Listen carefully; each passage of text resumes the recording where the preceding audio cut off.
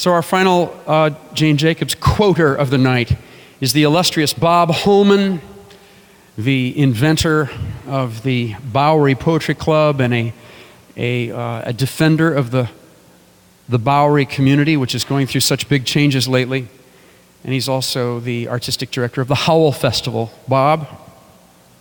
Amen. There you go.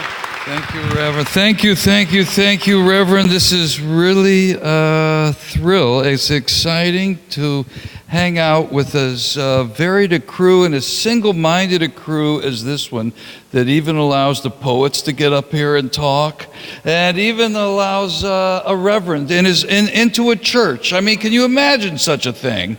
To lead a political activist dynamic.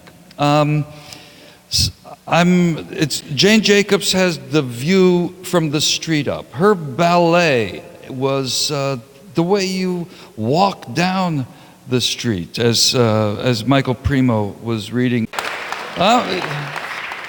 I'm reminded of a great poet and the dance critic Edwin Denby, who, like Jane Jacobs, trod these sidewalks around us. His great book was called Buildings, Dancers, People in the Streets. And when you get the person who helped bring Balanchine to New York, Edwin Denby, the person who first wrote reviews of modern dance in daily newspapers, to have the same vision as a political visionary, then I think you can only be in New York City.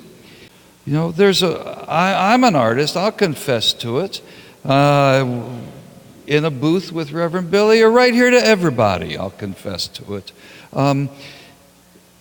I think actually that artists are New York's greatest natural resource.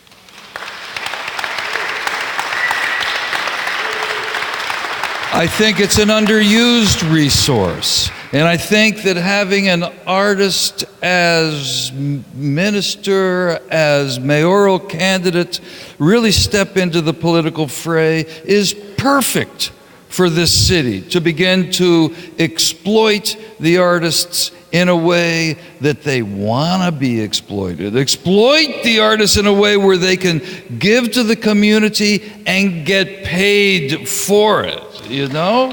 That's the word. What Michael read earlier was what the Jane saw in the mornings as she stepped out and took the garbage out and became part of the morning ballet. Here, as the other side of the parentheses, is Jane. I know the deep night ballet and its seasons best from waking long after midnight to tend a baby and sitting in the dark, seeing the shadows and hearing the sound of the sidewalk. Mostly it's a sound like infinitely pattering snatches of party conversation.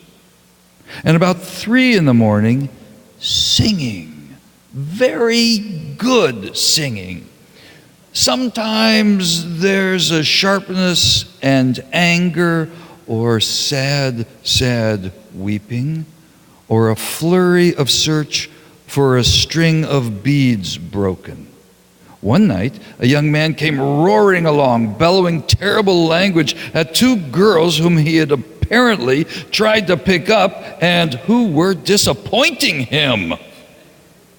Doors opened, a wary semicircle formed around him, not too close until the police came. Out came the heads, too, along Hudson Street, offering opinion. Drunk, crazy, a wild kid from the suburbs. Deep in the night, I am almost unaware how many people are on the street unless something calls them together, like a bagpipe.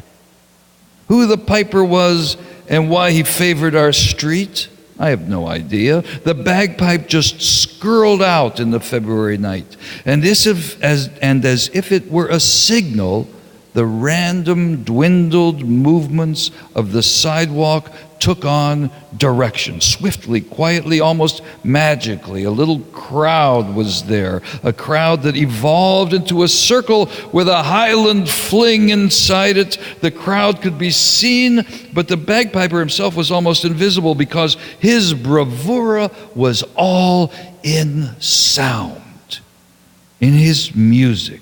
He was a very little man in a pale brown overcoat. When he finished and vanished, the dancers and watchers applauded, and applause came from the galleries, too. 6 of the 100 windows on Hudson Street, and then the windows closed, and the little crowd dissolved into the random movements of the night street. Jane Jacobs. Thank you, Bob. Thank you, Willie. Bob Holman